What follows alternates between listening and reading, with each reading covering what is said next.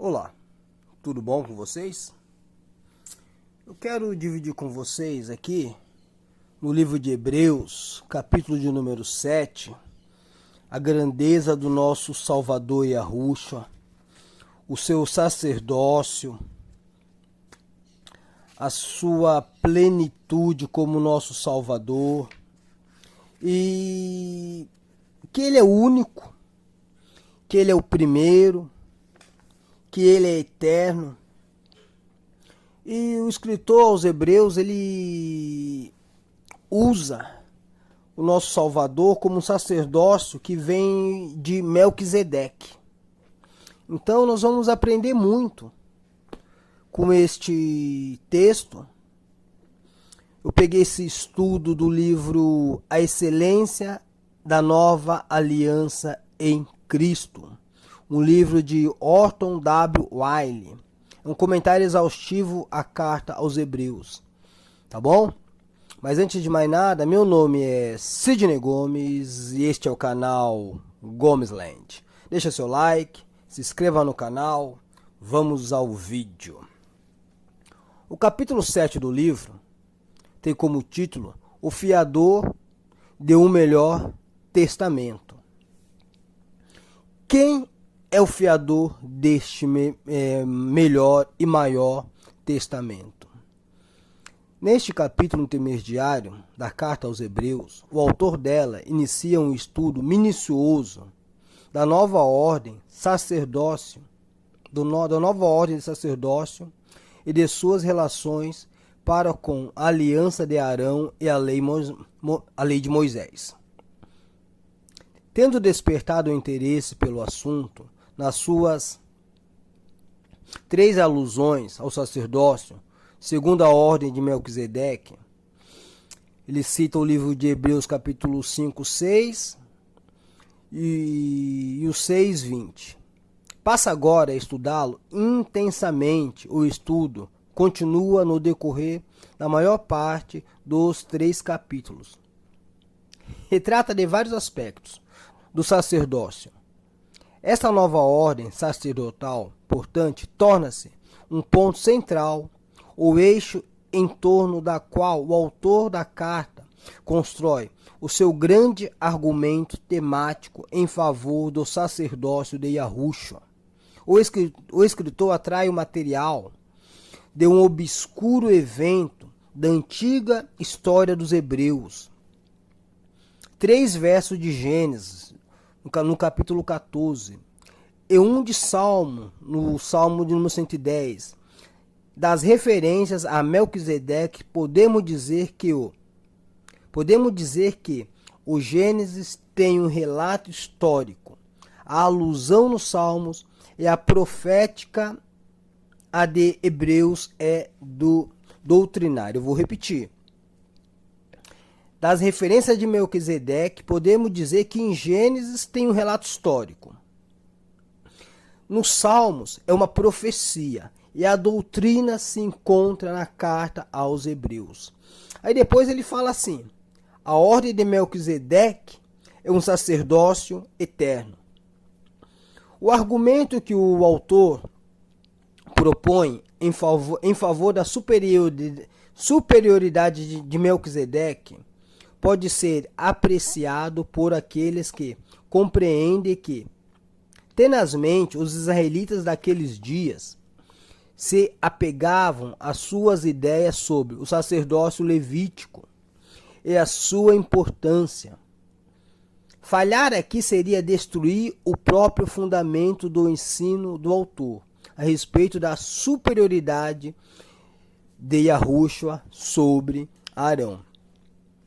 Porque o autor ele insiste nisso?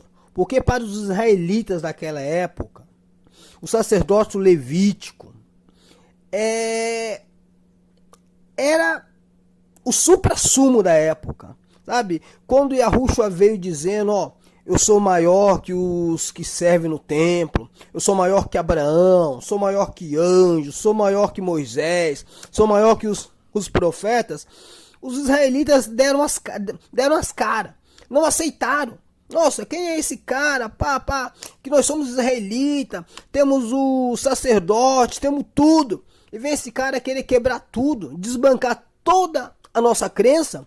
Sim, ele veio para isso, desbancar todas as crenças dos israelitas.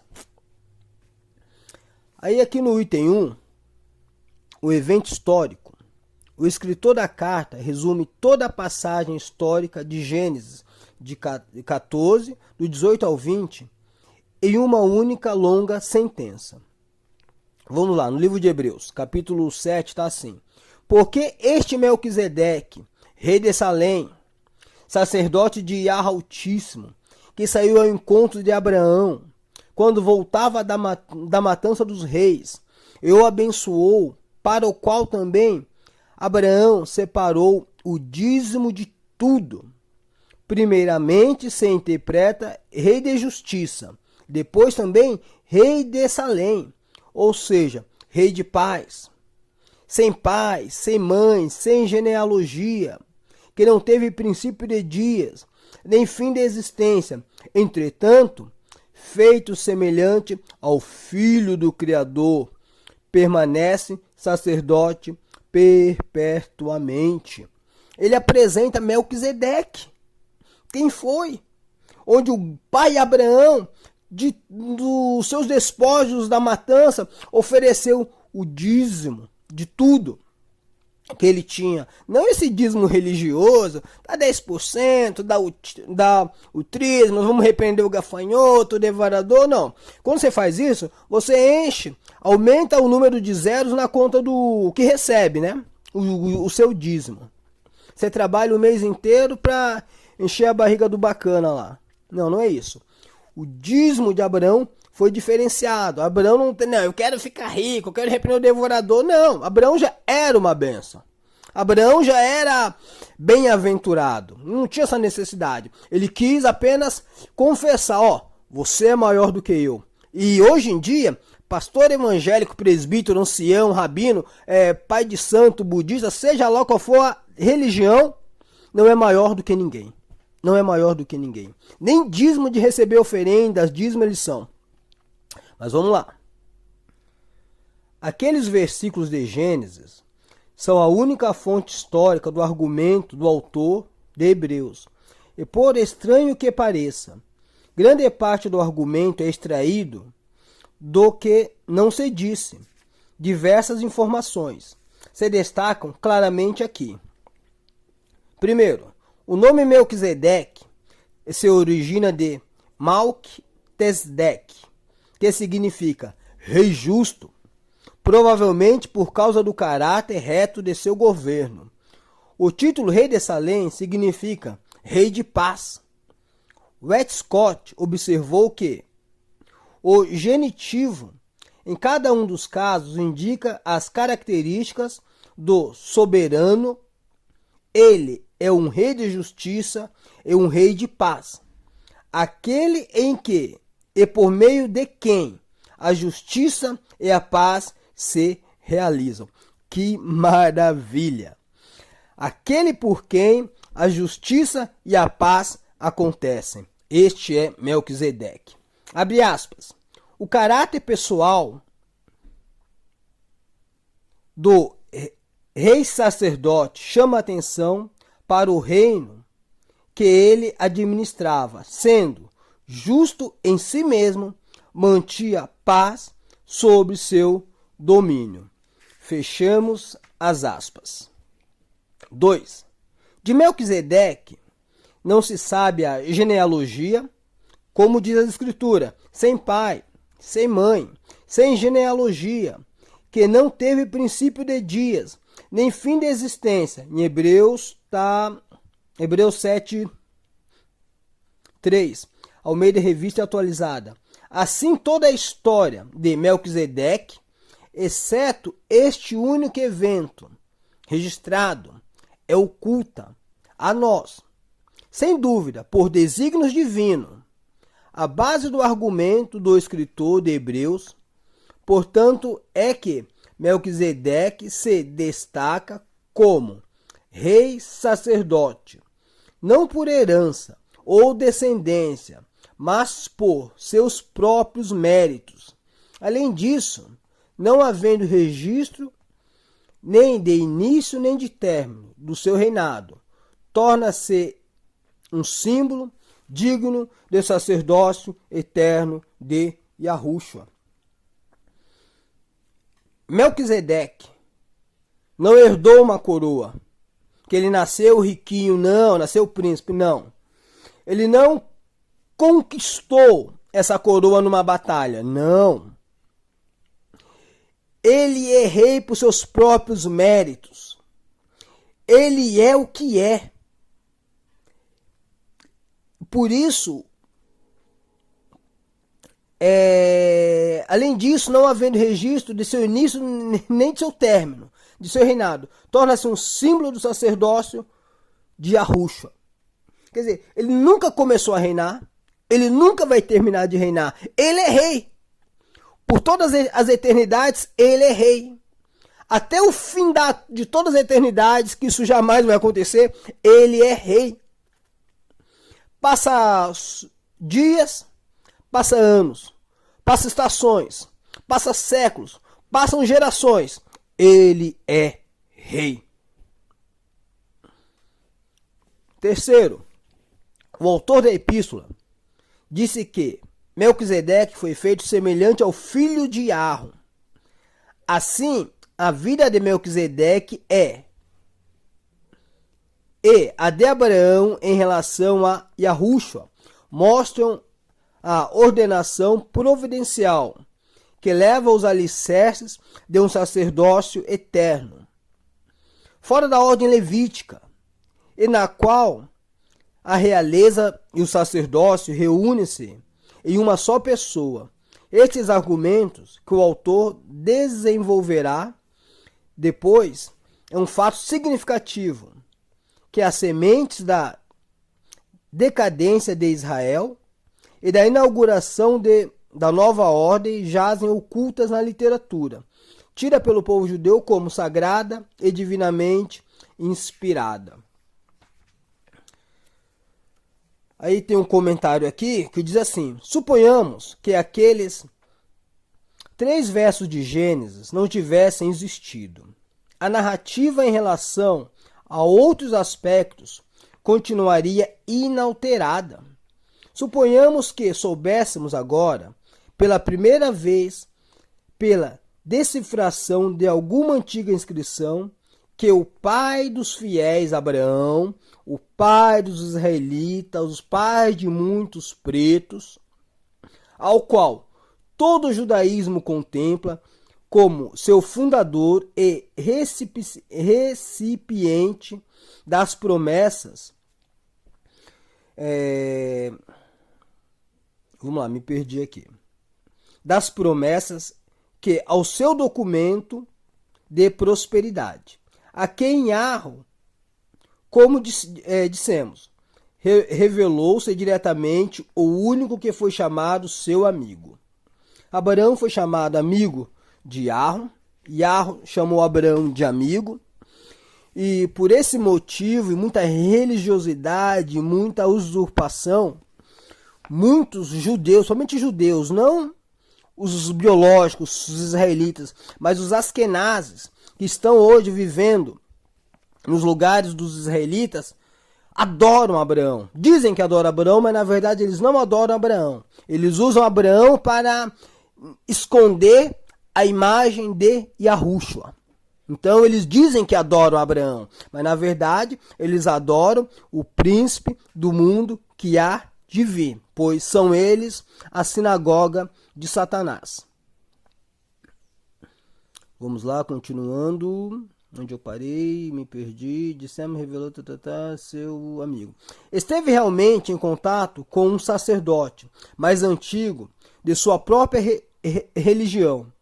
Pagou-lhe tributo e curvou a cabeça sob a sua bênção. Que uso faria os assaltantes da fé de uma revelação como esta?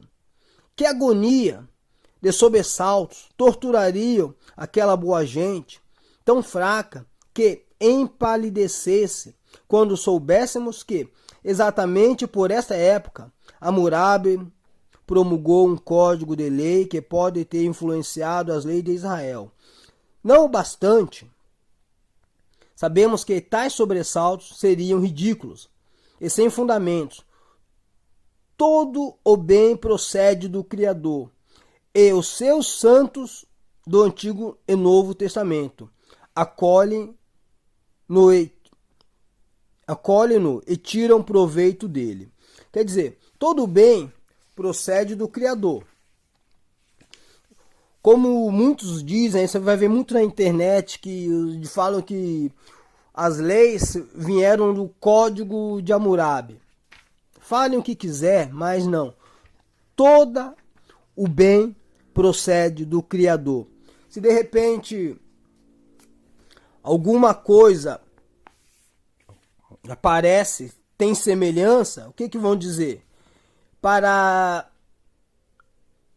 tirar o crédito da palavra do Criador, é tirar o crédito das Escrituras, dizem que a Escritura é uma cópia do Código de Hammurabi, que não é verdade.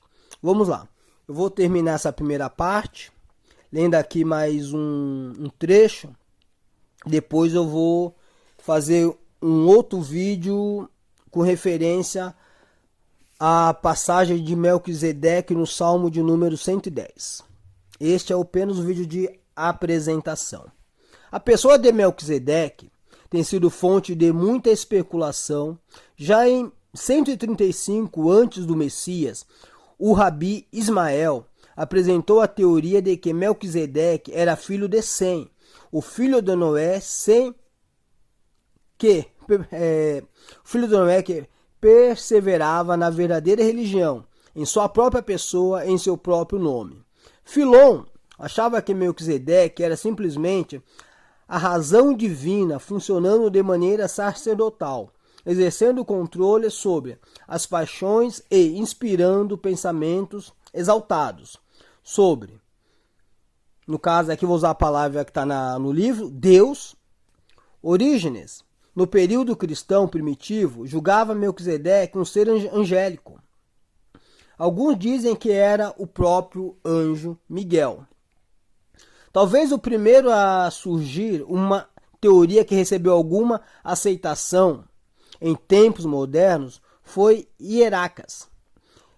Cerca do século 3 depois do Messias, que considerava Melquisedeque uma encarnação temporária do Espírito do Criador, uma teofania com referência especial à terceira pessoa da Trindade. Sabemos que a terceira pessoa da Trindade não existe, é o próprio Pai. Dentre as primeiras heresias na igreja tivemos a dos Melquisedequitas, 200 depois do Messias, que tinham Melquisedeque como original de Cristo, como original, de que Cristo era uma cópia. Em Hebreus, a carta no capítulo 7 fala assim: não está escrito que Melquisedeque não tinha pai nem mãe, mas que era sem pai nem mãe conhecidos, sem genealogia, não havendo também notícia de seu nascimento e de sua morte, o que assinala decisivo contraste com o costume dos semitas, que mantinham registros minuciosos, como se verifica pelos capítulos e genealogias da Bíblia. Provavelmente o esclarecimento para isso resida em que a verdadeira religião de Noé foi transmitida por meio da linhagem de Sem até Melquisedeque, e o seu reino que compreendia em si o sacerdócio patriarcal. Obviamente, quando diz que ele era sem pai, sem mãe, sem genealogia, quer dizer claramente que ele é o princípio de tudo. Tá bom? Estou terminando aqui esse primeiro pedaço. Vou fazer uns 5, 6 vídeos para terminar esse entendimento. Deixa seu like, se inscreva no canal. Até o próximo vídeo.